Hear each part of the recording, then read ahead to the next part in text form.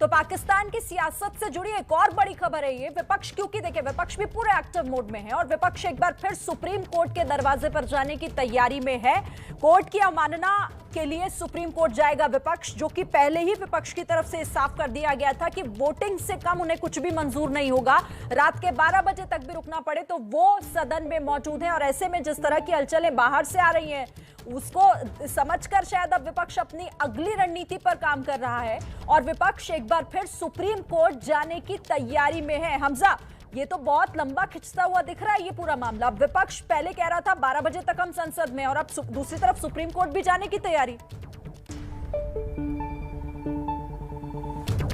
जी बिल्कुल, देखिए बिलावल भुट्टो ने ट्वीट किया था और उन्होंने कहा था कि ये एक ब्लेटेंट वायलेशन है सुप्रीम कोर्ट के ऑर्डर की। उन्होंने 10:30 पे जो है सेशन कन्वीन करने को कहा था और क्लियर ऑर्डर थे कि उस पर नो कॉन्फिडेंस मोशन की वोटिंग करवाई जाए। अभी तक क्योंकि नहीं करवाई जा रही है तो इसी वजह से जो है वो अब ये सुप्रीम कोर्ट का रास्ता वापस लेने को तैयार हो रही है ऑपोजिशन भी, जिस तरीके से गवर्नमेंट ने रास्ता लेने की कोशिश की है। अफसोस की बात यह है कि ये सारे मामले पहले भी सुप्रीम कोर्ट कह चुकी है कि आप अपना पार्लियामेंट का सियासत का जो मेस है उसको वहीं पे ही सॉर्ट आउट करें, हमारे सामने मत लेके आइए।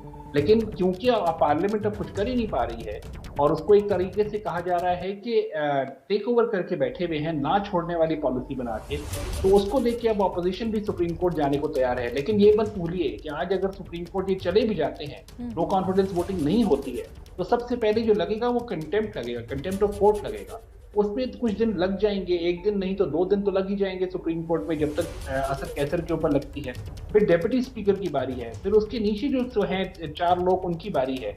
अगर इसी तरीके से इन्होंने खींच के एक हफ्ता 10 दिन खींचने हैं तो शायद खींच जाएं, लेकिन आखिरकार जो है वो बच नहीं पाएंगे। अब इस चीज को उनको कौन समझाए और इसका इम्पैक्ट पाकिस्तान के ऊपर ओवरऑल कैसे हो रहा है, ये आप पिछले 48 घंटे में लगा सकते हैं, जब पाकिस्तान की मार्केट क्रैश होते होते वापस रिवाइव हुई सुप्रीम कोर्ट के डिसीजन के बाद। तो ये चीज हमें देखनी पड़ेगी और इनको भी एडवाइस कहीं ना कहीं से आनी पड़ेगी। जिन लोगों को, जिन वोटर्स को ये प्रेशराइज कर रहे हैं, शायद वहीं से ही कोई एडवाइस आएगी तो इनको समझ आएगी कि डेमोक्रेटिक प्रोसेस पर चलने देना ही एक प्रॉपर तरीका है, इज्जत से जाना प्रॉपर तरीका।